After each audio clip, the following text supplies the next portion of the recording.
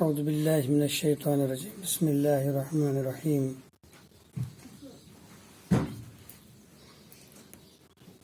Today it is 4th of August 2020. My lecture is for 8th standard, subject English.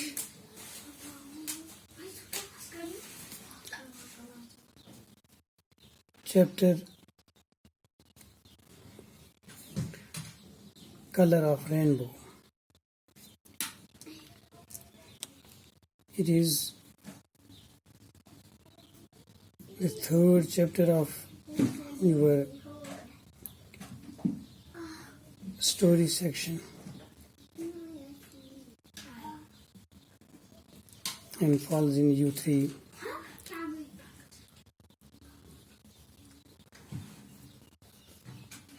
ٹھہرو بچوں، جیسا کہ آپ جانتے ہو کہ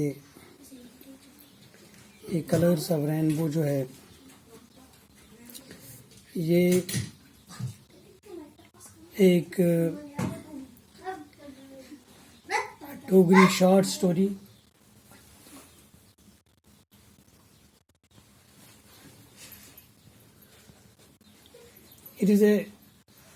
Dogri short story, and it is about the couple who engage in small quarrels and arguments. Finally, the things settle at a loveful and joyful note.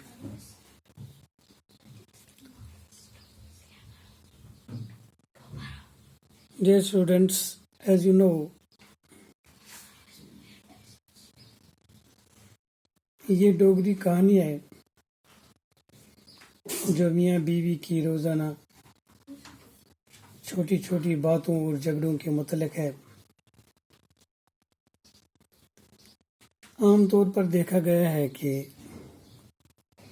میاں بیوی میں اکثر چھوٹی چھوٹی باتوں میں تکرار ہوتی ہے، تو میں ہوتی ہے، اور آخر سب کچھ ٹھیک ہو جاتا ہے۔ پھر پیار و محبت اور احترام کا ماحول واپس آ جاتا ہے۔ اسی نثر میں یہ سٹوری جو یہاں پہ آپ کے اس بک میں سٹوری سیکشن میں رکھی گئی ہے،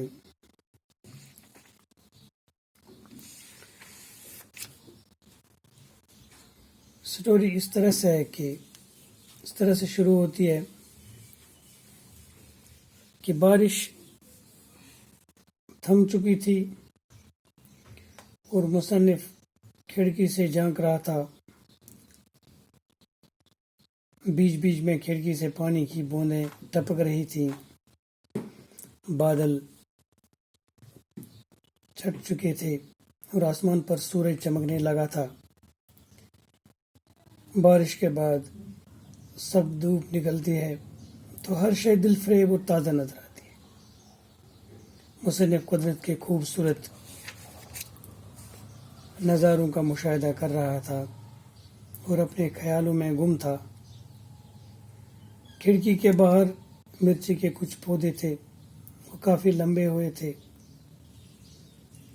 اور ان پر مرچیاں لٹک رہی تھی۔ مرچی کے پودوں سے بارش کی بوندیں ٹپک رہی تھیں، مگر مصنف کی توجہ صرف بارش کے قطروں پر تھی۔ دھیمی دھیمی ہوا چل رہی تھی۔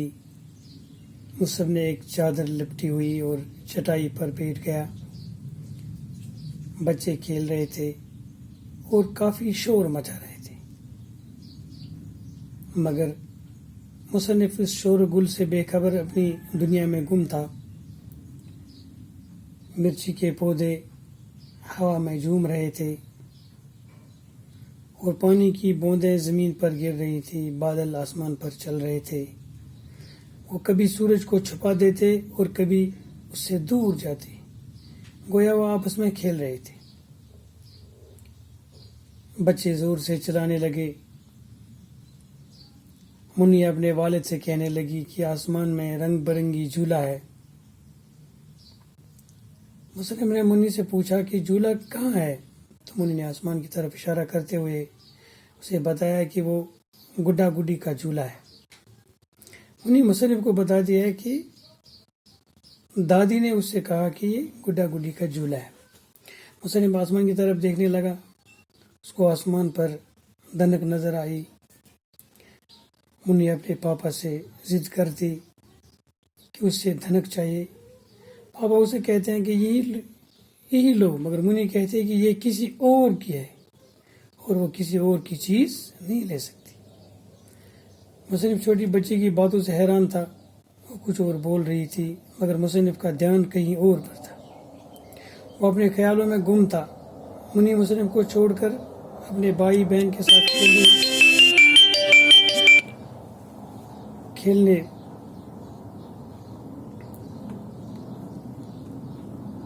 منی مصنف کو چھوڑ کر اپنے بھائی بہن کے ساتھ کھیلنے جاتی ہے. مصنف کو یاد آتا ہے کہ جب وہ چھوٹا تھا تو اس کی دادی اسے بتایا کرتی تھی کہ دنک آسمان پر گڈا گڈی کا جھولا ہے. مصنف کی تمنا تھا کہ وہ اس جھولے کی سواری کر پاتا. اس کی دادی اسے بتاتی کہ ایک دن اس کی گڑیا آئے گی اور وہ دونوں مل کر اس جھولے یعنی دھنک کی ساری سواری کریں گے. اس کے بعد مصنف کی شادی ہوئی. اس کی بیوی کے بھی ایسے خواب تھے، یعنی شادی کے بعد وہ بھی اپنے گڈے کے ساتھ ہوا میں جھولے گی. مگر اب مصنف ایک بچہ نہ رہا. اس کے خواب ہی رہے. اس نے اس جھولے کی سواری کبھی نہیں کی، مگر اب وہ زندگی کے رنگ برنگے جھولے پر سوار ہے اور ہر روز اس کے رنگ بدلتے ہیں. مصنف کے والد اس دنیا سے چل بسے. اس کی ماں، بیوی اور 4 بچے مشکل سے اس کی آمدنی پر گزارا کرتے ہیں. بچے بڑھ رہے ہیں، ساتھ ہی ان کے خرچے بھی بڑھ رہے. مصنف کو روز بروز نئی نئی مشکلات اور پریشانیوں سے دوچار ہونا پڑتا. وہ اپنے گھریلو اخراجات کو پورا کرنے کے لیے بچوں کے ٹیوشن دیتا اور اس کے علاوہ وہ ایک دکان پر ٹائپسٹ کی نوکری بھی کرتا.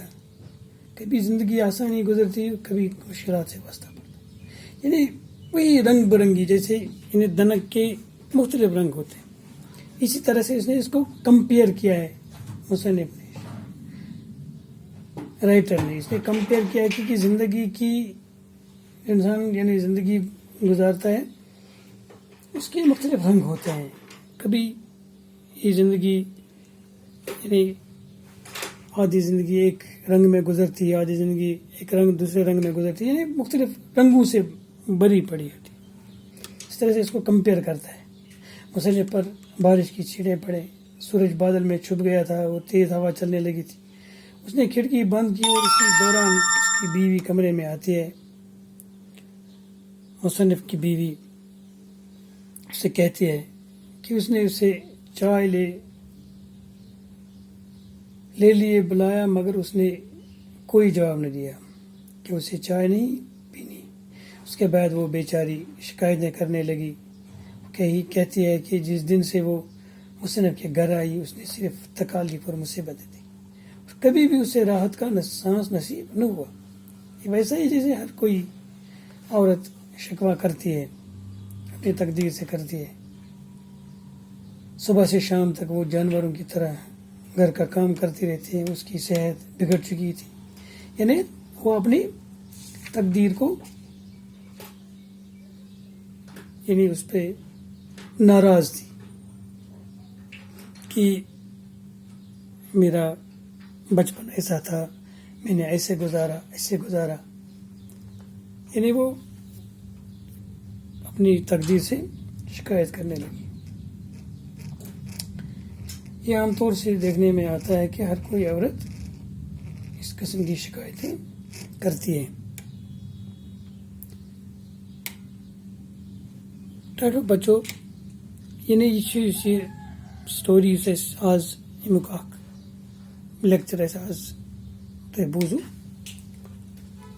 یہ تہذ انگلش کتاب مز یعنی 8th انگلش مز دا کلرس آف رینبو یعنی یہ یوتھ گۄڈنیُک چیپٹر تُہۍ وٕچھزیو وارٕ تُہۍ کٔڑِو کِتاب گرِ کھوٗلِو تُہۍ وٕچھِو ییٚتہِ تۄہہِ کُنہِ جایہِ آسہِ کانٛہہ سمجھنس منٛز مےٚ کوٚر صرف امیُک ٹرانسلیشن تۄہہِ بیان اردوٗ ٹرانسلیشن اردوٗ پٲٹھۍ کوٚر مےٚ بیان اڑٮ۪ن جایَن کٲشِر پٲٹھۍ کہِ یُس یہِ دراصل زندگی ہُنٛد یہِ أمۍ کمپیر کوٚرمُت چھِ أمۍ رایٹرن لیکھن وٲلۍ کہِ انسان سٕنٛز زندگی چھِ أمِس کٔرمٕژ کمپیر أتھۍ کتھ سۭتۍ دھنکہٕ سۭتۍ رینبو سۭتۍ کہِ یِتھ پٲٹھۍ رینبو کلر پنٕنۍ ڈفرنٹ کلٲرٕس آسان تۄہہِ چھُ پتہ رینبو کلر فارمیشن کِتھ پٲٹھۍ چھِ گژھان یِتھٕے پٲٹھۍ انسان سٕنٛز زندگی تہِ مختلف رنٛگ بدلاوان تِکیازِ بچپنس منٛز چھُ آسان أمۍ سُنٛد الگ رُجحان پتہٕ ییٚلہِ بچپن أمِس چھِ بوٚڑ تھوڑا گژھان پتہٕ چھِ أمۍ سٕنٛز زندگی بدل آسان یعنی تمہِ پتہٕ چھِ أمِس خانٛدر گژھان اتھ منٛز چھِ أمۍ سٕنٛز زندگی بدل آسان